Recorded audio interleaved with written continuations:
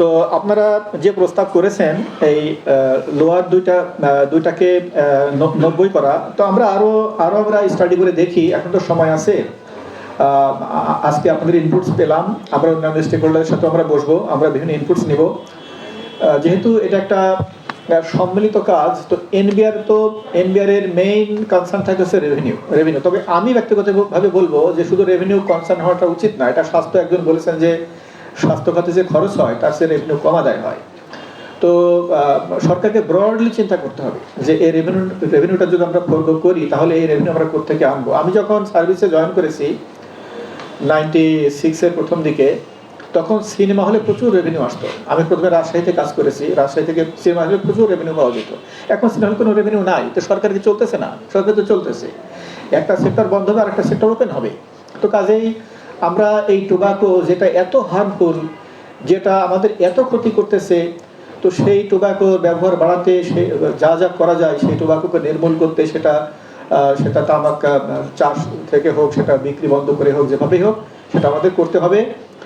আমি এনবিআর এর পক্ষ থেকে আমি আপনাদেরকে বলতে চাই যে আমরা রিসেন্টলি যে পদক্ষেপগুলো নিয়েছি সেগুলো আমরা এই পদক্ষেপে নিয়েছি এবং ভবিষ্যতে আমরা সেই পদক্ষেপ নিব।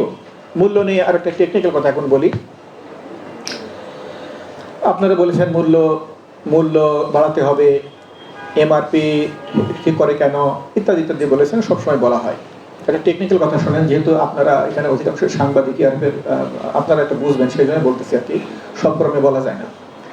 এনবিআর মূল্য নির্ধারণ করে না, মূল্য নির্ধারণ করে এনবিআর এর কাজ না। ভ্যাট ডিপার্টমেন্ট, ভ্যাট পলিসি কোনো পণ্যের মূল্য নির্ধারণ করে না। তো আপনি বলেন যে এমআরপি করে দিয়েছেন, শোনেন এটা একেবারে ওপেন। তাহলে কি করে এনবিআর? করে কি? এনবিআর ট্রানজাকশন মূল্যের উপরে ভ্যাট আদায় করে। আমরা আমদানি বলি ট্রানজাকশন ভ্যালু, বিনিময় মূল্য, আর আমরা উৎপাদনে বলি ন্যায্য বাজার মূল্য, ফেয়ার মার্কেট প্রাইস। ন্যায্য বাজার মূল্যের উপরে আমরা ভ্যাট কালেকশন করি, এটা এনবিআর এর কাজ। ন্যায্য বাজার মূল্য কি?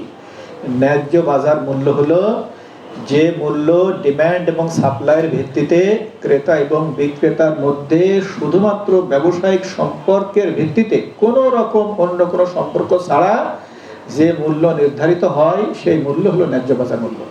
এনবিআর মূল্য নির্ধারণ করে না, এনবিআর কোনো কিছু করে না। এখানে এটা কেন করা হয়েছে? সিগারেটের যে এই যে 4টে যে স্ল্যাব করা হয়েছে, এটা আমাদের দেশে ইউনিক, এটা অনেক দেশে নাকি নাই, শুনেছি আমি। হ্যাঁ, তো দীর্ঘদিন ধরে এটা হয়ে এসেছে। কিভাবে হয়ে এসেছে সেটা আমি বলতে পারবো না, তবে এখানে দেখেন, এখানে উৎপাদনকারীদের এখানে লিবার্টি আছে।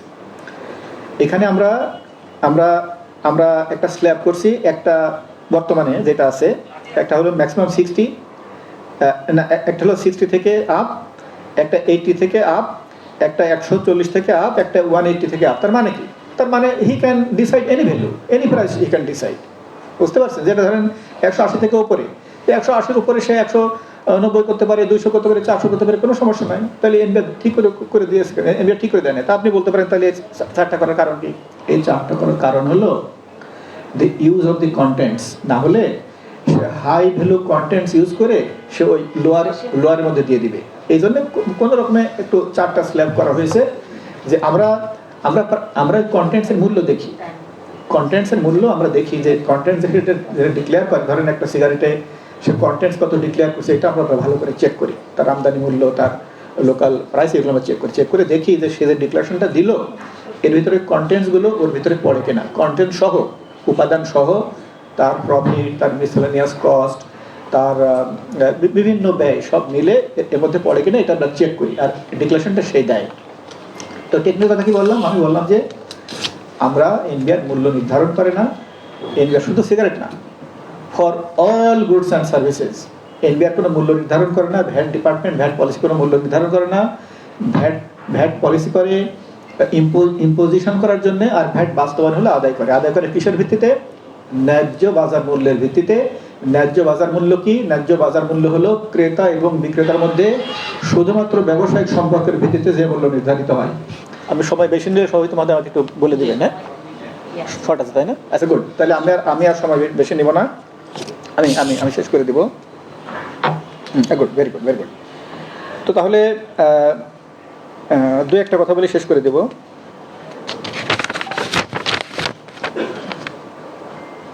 বাকি যে কথাগুলো বলা হয়েছে এগুলো এনবিআর সংশ্লিষ্ট না, এগুলো বিভিন্ন দপ্তর আমাদের ঐক্যবদ্ধভাবে কাজ করতে হবে। তো সবশেষে আমি এই কথা বলে শেষ করছি, সেটা হলো যে টোবাকোর যে কনসার্ন, এই সকল কনসার্নের সাথে আমরা একমত। তো আমরা এনবিআর আমরা একটা অংশ, আমরা মূলত রেভিনিউ দেখি। তো রেভিনিউটা খর্গ করে অন্য কোনোভাবে কিভাবে এটা রিপ্লেনিশ করা যায় সে ব্যাপারেও ঐক্যবদ্ধ সিদ্ধান্ত নিতে হবে। আর আপনারা যে কথাগুলো বলেছেন আমরা আগামী অর্থ আইনে সেগুলো স্টেক হোল্ডারদের সাথে আমরা পরামর্শ করে সেগুলো বিবেচনা করা যায় কিনা সেগুলো আমরা দেখবো। অনেক ধন্যবাদ। খোদা হাফেজ। আসসালামু আলাইকুম রহমতুল্লাহ।